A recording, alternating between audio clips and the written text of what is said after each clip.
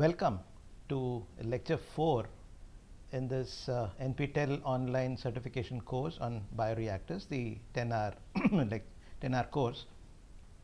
In the last lecture, lecture number 3, we had looked at how to solve problems in general, and we solved a problem related to the sterilization kinetics. One of the things I'd like you to note, keep in mind and check always is after you arrive at the final answer, please check whether it makes some sense. For example, if you had seen or gotten an answer of about 7,500 hours or something like that, then you need to go back and check your calculations. It's always good to check your calculations after you finish, but always keep the reality of the number that you get in mind. 7,500 hours seems a little odd for any situation. Experience always helps you to have a better idea of expected numbers, but even otherwise, 7,500 hours when you're looking at a bioreactor, it seems a little odd. At the same time, if you had gotten an answer of about 10 power minus 3 seconds, it seems ridiculously short. So under both these situations, I think it's good to check the approach, the math, and the overall calculations. Okay? This is something similar. Suppose you are working on, let's say, pipe sizes, and you get an answer of about 50 meters. The pipe diameter is 50 meters. Just taking an odd example, 50-meter diameter is something unimaginable. A pipe size having a 50-meter diameter is unimaginable. So you should always have this picture of your answer in mind and check it. Please do it every time. I will again emphasize this when we do the next practice problem. Now let us continue with module 2 is on biomass, cells and bioproducts, biomass or cells and bioproducts, and these are the two important outcomes of any bioprocess. They could be cells themselves, or they could be molecules made by these cells. Let us look at these one by one. Sometimes the cells themselves are the product. Might seem a little odd in the beginning, but let us consider this. I'm sure you'd have heard of artificial organs. Artificial skin was, I think, the first popular organ that was made outside and then put on to burn victims so that they could heal faster and so on. Nowadays we have many different organs produced artificially in appropriate bioreactors. The bioreactors themselves might look a little different. The cells grow on a scaffold that resemble the organ, and therefore you get the shape, and then the functionality is brought in, and so on and so forth, so that you have a functional organ which can be transplanted into, probably in the place of an organ that has gone bad. You definitely have liver, kidney, and so on and so forth that are made that way. We did talk of skin, which is popular. You could also grow stem cells, which are used for a variety of purposes using bioreactors. In all these situations, the cells themselves are the main product from the bioreactor, and all effort goes to making sure that you have the required cell concentration, the required they should grow in the required way, and so on and so forth, and they should also proper functionally when grown in bioreactors. I think I have a video here as a suggested video. This is from the file that is available to you, websites, videos and papers recommended. I should also add this disclaimer that IIT Madras and I do not recommend or endorse any of the commercial brands that may be depicted in some of these sources below. The sources were chosen for their pedagogic value. This is number 12 that I just mentioned, bioreactor for tissue engineering. This is the link. You can click on the link and go and see the video, which gives you some idea as to how bioreactors are used for making organs. You may have heard of something called spirulina. Spirulina is an algae. It is grown and then processed and packaged, and that is sold as nutraceuticals. Many people consume that. These are grown in large bioreactors. In fact, they are grown in ponds, which act as bioreactors for the appropriate production of spirulina. And there the spirulina cells themselves become the product of interest. Similar is the case with something called single cell protein. Single cell protein was very popular in the 1970s and 80s and so on as fodder for cattle. They are nothing but yeast cells, and they are also grown in bioreactors, processed, and then provided as fodder for the cattle. In these two cases, spirulina and single cell protein, the cells themselves are the products. However, as we have already seen in the introduction, there are very many other products. I think we saw insulin, monoclonal antibodies, ethanol, bio oil, and so on and so forth, that the cells produce. These are the molecules that are produced by the cells, and they are the products. So there are two major types of products: the cells themselves, or the molecules that are made by the cells, which are the main products from bioreactors. Okay. In the initial lectures, we saw the need to use rates while considering dynamic systems. We said rate is a central parameter on which we base our decisions, and so on. Therefore, that is considered as the main parameter. We don't consider amounts and so on and so forth, which can get a little confusing for the kind of decisions that we need to make while dealing with dynamic systems, engineering systems, and so on. So we will also consider rates. Everything will be geared toward rates. The models will be geared towards rates, mathematical models will be geared towards rates, all the discussion would be geared towards rates, and so on and so forth. You need to internalize this. This takes a while for internalization, especially since some of these concepts were introduced to you at the school level from the point of view of a batch system, where some approximations work, but not in all cases, and especially not in a continuous case. You need to internalize that. I will keep repeating this till it gets across. The rates of cell multiplication on one hand and the rate of product formation are the important rates for us, right? And what is cell multiplication? One cell becoming two cells, in the bioreactor becoming four cells, and so on and so forth. Okay. In other words, the culture in the bioreactor is growing, right? Therefore, cell multiplication, culture growth, or just growth, all mean the same thing.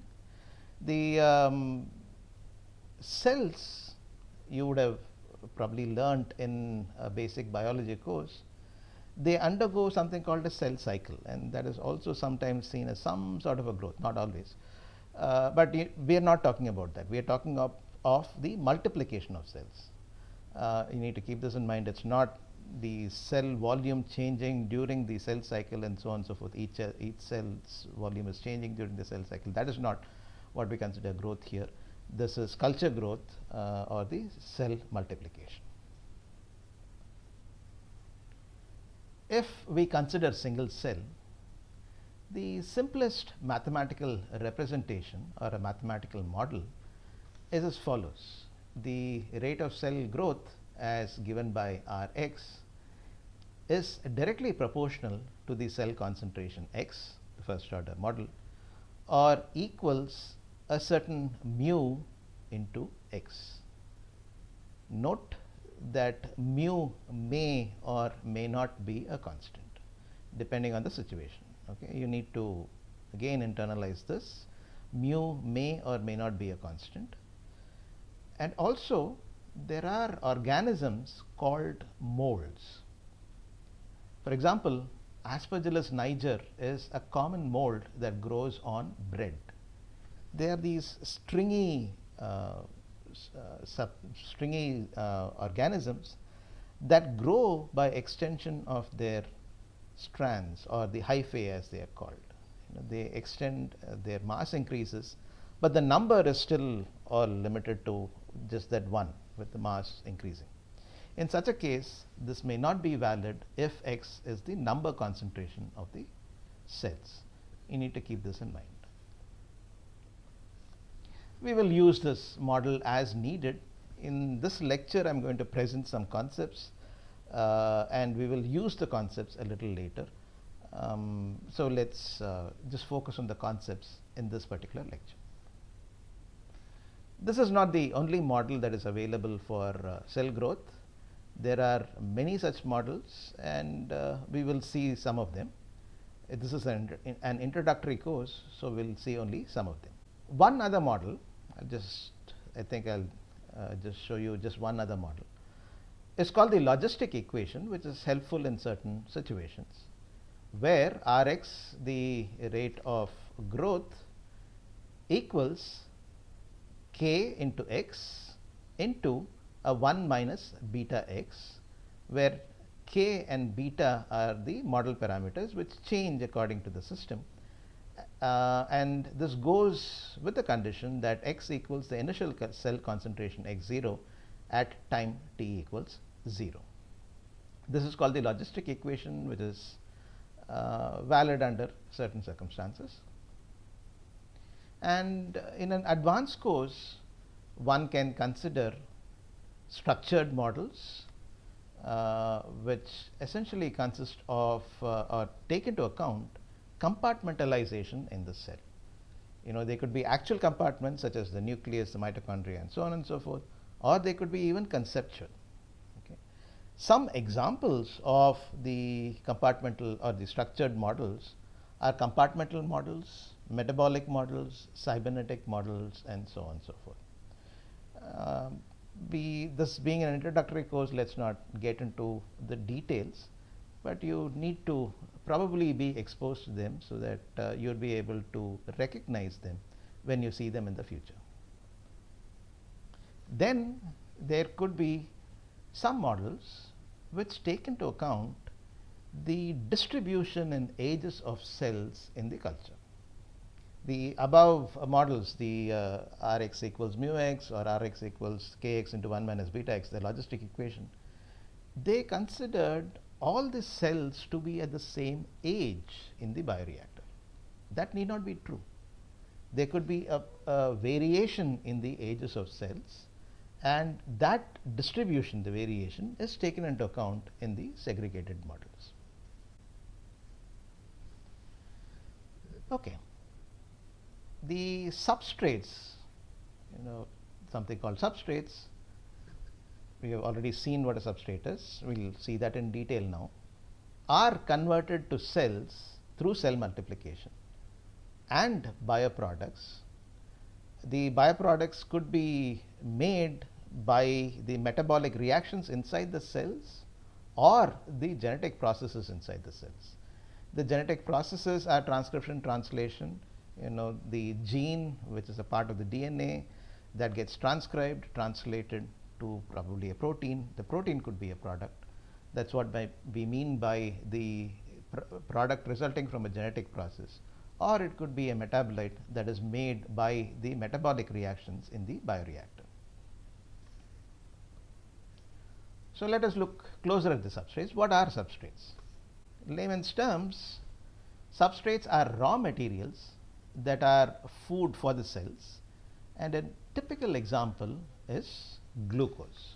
C6H12O6, the carbohydrate glucose, is a nice example of the substrate. Why are we looking at glucose? Because glucose is the starting point of an important metabolic pathway in the cell called glycolysis, and glycolysis has importance from the energy aspects too. It provides energy to the cell. It is necessary to provide energy to the cell and so on. Usually, glucose, which is provided in the extracellular space, gets transported into the cell through glucose transporters in the membrane. Then it gets converted to glucose 6-phosphate through an enzymatic reaction, and to fructose 6-phosphate through another enzymatic reaction, and so on and so forth, until it reaches what is called a pyruvate, which is an important branch point in the metabolic pathway. The glycolysis itself is supposed to be from glucose to pyruvate. So since this is an important set of reactions, important metabolic pathway that takes place in the cell, glucose is a typical substrate that is considered. There are many other substrates that can get utilized through other such metabolic pathways in the cell. Let's not get into the details. Glucose is not the only substrate, but it's a very common substrate. In fact, many times if there is a mixture of substrates, cells tend to prefer glucose sometimes. However, from an industry perspective, glucose is expensive. So if you start with an expensive raw material, expensive substrate, the product is going to turn out to be more expensive. So if you have an alternative for glucose that is not as expensive, then that's much better for the industry. So because it reduces the cost of the bioprocess. Very common alternatives for glucose are starch, the same starch that you know of, cellulose. All the wood around you contains cellulose, and lignocellulosic materials. Lignocellulosic materials are currently being researched heavily for as a glucose source. Cellulose and lignocellulosic materials are found abundantly in all the plants. Wood is all that, and they are alternative sources of glucose. You may or may not have considered this. The source for all the photosynthetic, the carbon source for all the photosynthetic organisms happens to be the CO2 in the air. So all the wood, the carbon in the wood that you find came from CO2 in the air, although it is 0.304% now, and is implicated in global warming and so on. That is the source of carbon for photosynthetic organisms. Starch and cellulose happen to be polymers of glucose. For example, if this is one glucose molecule here that you see, this is oxygen here. I have not indicated, but this is oxygen. This is carbon 1, carbon 2, carbon 3, carbon 4, carbon 5, carbon 6, C6H12O6. So this is the pyranose form as written here. And then connected to other glucose molecules this way, this is one form of starch called amylose. So if you break down these bonds from starch, then you can get glucose for the cells to consume. Starch is found in abundance, and therefore it is less expensive than glucose, and therefore starch can be a source of glucose for the cells. The cellulose happens to have a slightly different branching. Amylose and amylopectin is starch, and then cellulose is slightly different bonding and branching, and so on and so forth. So they are all polymers of starch. If you find a way by which you can break down the bonds in between them and release the monomers, then they become available for the cells to consume and produce a product of interest. In general, a medium, we had talked of media earlier, that's the complex the substance in which cells grow. It provides all the nutrients for the cells to grow, that is for the culture to for the cells to multiply, the culture to grow, and so on. The medium could either be complex or be defined. Defined just means that you know everything that is there. Complex means you may not know all the details of the medium. In general, a medium contains a carbon source. Glucose is a very common carbon source. We did talk of carbon dioxide being the carbon source in the case of plants. An energy source, which leads to the formation of ATP and so on and so forth. It could be the same as carbon source or it could be different. The glucose gets into this pathway, glycolysis, and then another pathway called the TCA cycle, and then oxidative phosphorylation, and thereby produces ATP. In this case, the glucose itself is the energy source. Many times you could have other pathways that produce energy, and the energy source could be different from the carbon source. Glutamine is sometimes the energy source for mammalian cells and so on. A nitrogen source, because cells require nitrogen, carbon, nitrogen, oxygen, hydrogen, phosphorus, and so on are the essential elements that are present in living systems, in cells. The medium contains salts. The medium could contain trace nutrients such as vitamins, minerals, and so on. So this is what a medium in general contains. We looked at a substrate, glucose, the way to get glucose from other things and so on. Now we need to look at something called a limiting substrate. Now we look at some 2 or 3 concepts, or 3 or 4 concepts. We will not use them now, but we will try to understand what they are, use them later. The limiting substrate is one such concept. The limiting substrate is similar to the concept of limiting reactant. You all know what a limiting reactant is in the case of chemical reactions. The limiting reactant is the one, the concentration of which limits the extent of reaction, or the one that gets consumed first in a batch. In a batch is important there. We'll say that the concentration of which limits the extent of the reaction. That is called a limiting reactant. Let us see an example to understand this a little better. Let us consider the following stoichiometry. 2A plus 3B gives you B. In other words, 2 moles of A needs 3 moles of B to react completely to give you 1 mole of B. If it happens that the input stream to the reactor, let's say it's a continuous process, there is an input stream to the reactor. This contains 10 molar concentration of A and 10 molar concentration of B. Okay, this is molar is nothing but moles per liter. This is concentration of A, concentration of B. Then the reaction is going to be limited by B. Okay, this is because the 10 molar concentration of A would require 3 by 2 into 10 molar concentration of B to react completely. Okay, there is 15 molar concentration of B to get completely consumed, and since only 10 molar concentration of B is present, B will limit the reaction, and A will be left over, and therefore B, which is the limiting reactant. Similarly, the substrate in the medium that limits growth is called the limiting substrate. Okay. You could have many different substrates. We talked of a carbon source, a nitrogen source, an energy source, and all that. The one that is going to limit growth is going to be your limiting substrate.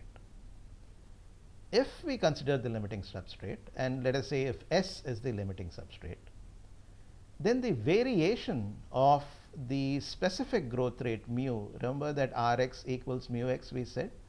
So let us say this is the same mu here. The variation of specific growth rate with substrate concentration is given in this graph.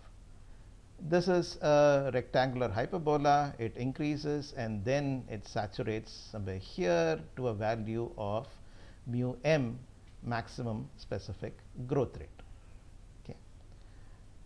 There is a way of mathematically representing this. This is a rectangular hyperbola, so a rectangular hyperbola equation would describe this appropriately, and this is the equation that we are talking about. Mu equals mu m, the maximum value here, times S divided by Ks plus S would describe this kind of a behavior. This is the well-known Monod model which gives the effect of substrate concentration on the growth rate of cells. If it happens to be here, if you have enough substrate and you happen to be in this regime, then mu becomes a constant equals mu m. Okay, that is the situation when you have mu m as a constant. In general, Rx equals mu x need not be a constant. If you have enough substrate, then mu equals mu m, which happens to be a constant. Let us look at what happens when Ks equals S. When Ks equals S, in the monod model, we substitute S for Ks. Let us see what happens then. So mu equals mu m S by Ks plus S. This is the monod model. Replace Ks by S. You have 2s, S plus S, 2s in the denominator. Mu m S by 2s, S gets cancelled out. You get mu m by 2. Therefore, when S equals Ks, when you have the substrate concentration equal to Ks, or when Ks happens to be the substrate concentration, then your mu happens to be mu m by 2, or half maximal specific growth rate. Okay. So Ks is the substrate concentration at which you get half maximal growth rate. Okay. There are many other types of effects of substrate on growth rate, many other ways of representing them. Okay, let's look at a few of them here. The other models for the effect of substrate and product also in this case, product would also affect the specific growth rate. For example, I think we did mention ethanol beyond a certain percentage, some 18% or so. It starts affecting the growth rate of cells. That can also be represented. I'll give you some brief representations here. There are many models. Some of them are mu equals mu m into S power n divided by Ks plus S power n. This is called the Moser model, where you have mu m, Ks and n as the parameters of the model. This is one other model. When two substrates are limiting simultaneously, this can also happen, then mu equals mu m into S1 divided by K1 plus S1 into S2 divided by K2 plus S2. This model is very popular when two substrates are simultaneously limiting. When the substrate happens to limit growth, some substrates do that, then you could use this model, which was given by Andrews and Nowak. Mu equals mu m S by Ks plus S into Ki, the inhibition constant, Ki by Ki plus S. This is the Andrews and Nowak model. And I'll probably mention one more model, which is the Jerusalemsky and Neranova model, which gives actually the effect of product inhibition on the growth. Mu equals mu m S by Ks plus S into Kp by Kp plus P. Okay. So far, we looked at models that describe growth, okay, a specific growth rate and so on. Growth rate, specific growth rate also. Now let us look at the product if it happens to be another molecule apart from the cells, or the molecule made by the cells. A very simple model, a widely used model, is called the Ludeking-Pire model for the product formation rate. Okay, note that again, these are all models for rates. The Ludeking-Pire model goes as something like this: Rp equals alpha times Rx plus beta times x. The product formation rate equals something called a growth dependent parameter times the rate of cell growth plus a growth independent parameter times the cell concentration. Okay. There are growth dependent products and growth independent products. Growth dependent products are sometimes called primary metabolites. Growth independent products are sometimes called secondary metabolites. These are loose associations. But this is what we need to look at. Rp equals alpha times Rx. The product formation rate depends on growth rate and the cell concentration. This is sometimes beta could be 0, sometimes alpha could be 0, and so on. Many other models are available. We will probably not look at other models in this particular course, but just remember that many other models are available. The next concept that we are going to look at, useful concept, is called the yield coefficient. It's a very simple concept but useful, and you could define many yield coefficients. For example, y of x slash s, yield of cells with respect to substrate. That's the way to read this. Yield of cells with respect to substrate equals or is defined as the amount of cells produced divided by the amount of substrate consumed. It's a rate of the amounts of cells produced by the substrate consumed. Similarly, you could define a yield of product with respect to substrate, which is amount of product formed divided by the amount of substrate consumed. And one more, yield of cells with respect to product, amount of cells produced divided by the amount of product formed. Both are formed in this case. Sometimes it's formed, sometimes consumed. You can define whatever yield coefficient that you can. The advantage in doing this is that the yield coefficient can be assumed constant for a certain small region of interest. That is why it becomes very useful, and the constancy is usually a good assumption if the region happens to be small. We will see how this is done. If the usefulness of this, once it is defined, is that if you know one rate, you could estimate the other rate from the relevant yield coefficient.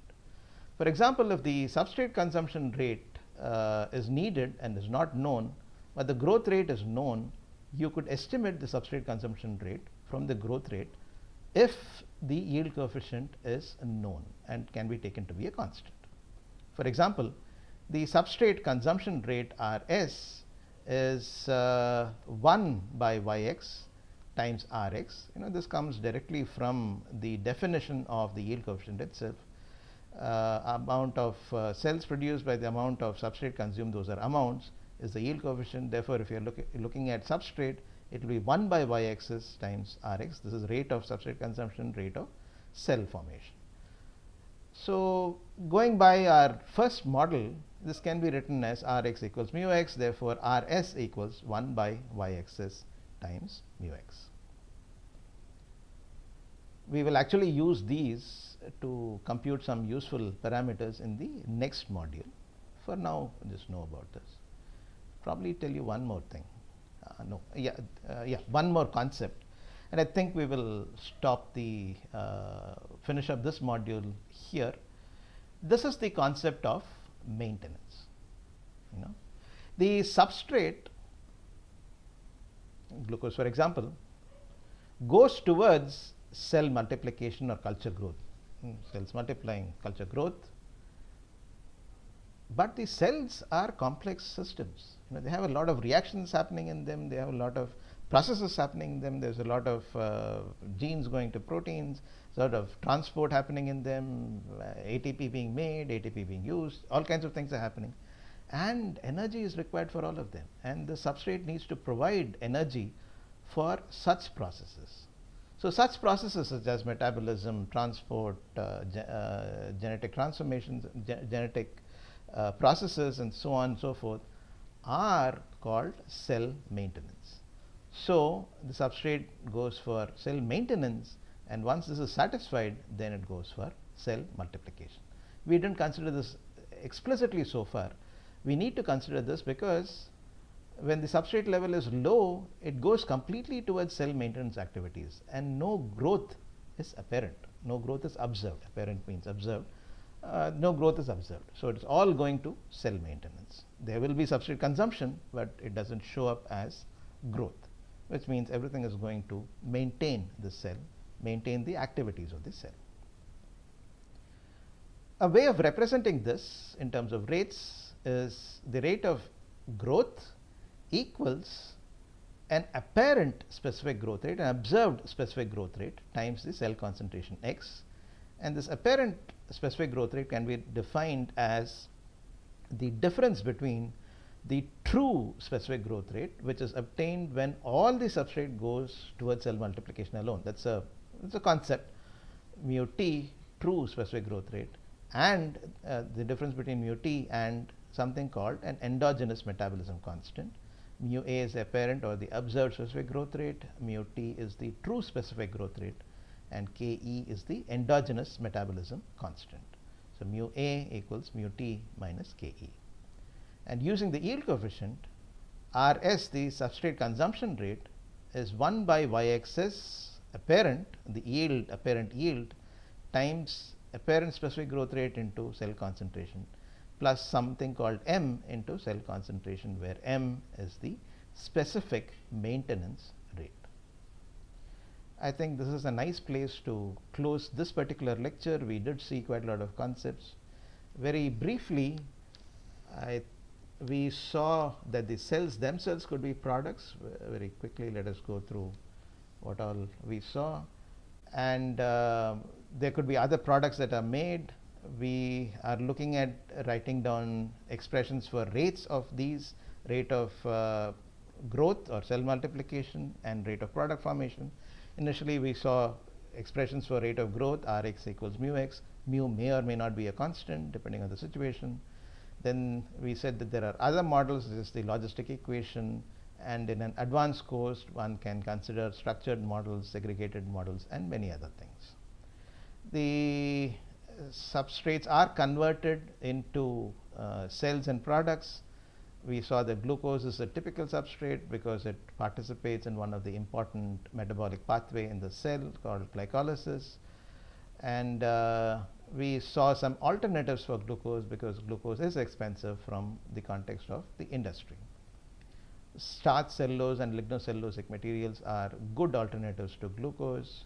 Starch and cellulose are already heavily used. Lignocellulosic materials, there's a lot of research going on in use of lignocellulosic materials to get glucose. Then we saw what a medium contained: a carbon source, an energy source, a nitrogen source, salts, and trace nutrients. Any of them could be a limiting substrate. If it is a limiting substrate which limits growth, then the variation of specific growth rate with the variation in concentration is given by the Monod's model. And there is an interpretation for this Ks, which is the substrate concentration at half maximal growth rate. Then we said that there are other models for the effect of substrate product concentration on mu. We saw a few of them: Moser model, and the model when two substrates are simultaneously limiting; Andrews and Novak model, which gives you the effect of substrate inhibition; and the model by Jerusal, Limsky, and Neronova, which gives the effect of product inhibition on growth. Then we looked at the very popular model called the Ludeking-Perret model for the product formation rate, which goes as Rp equals alpha times Rx, the growth dependent parameter, plus beta times x, the growth independent parameter, and many other models are available. Then we saw what yield coefficients were. Many yield coefficients could be defined. It is essentially amount per amount, and then they can be used to convert one rate into the other. That's one of the ways in which we will be using them. And then we looked at the concept of maintenance, which is the substrate going to maintain the activities in the cell first, such as metabolism, transport, and other things, genetic processes. And then after satisfying this, it goes towards multiplication. Therefore, when the substrate level is very low, one may not see growth at all. That is represented by the apparent growth rate and the true growth rate, and an endogenous metabolism constant, Ke, mu t minus Ke equals mu a. And also the rate of substrate consumption can be written in terms of the apparent specific growth rate and a specific maintenance rate. Okay. I think that is good enough for lecture number 4. See you again in lecture number 5 soon.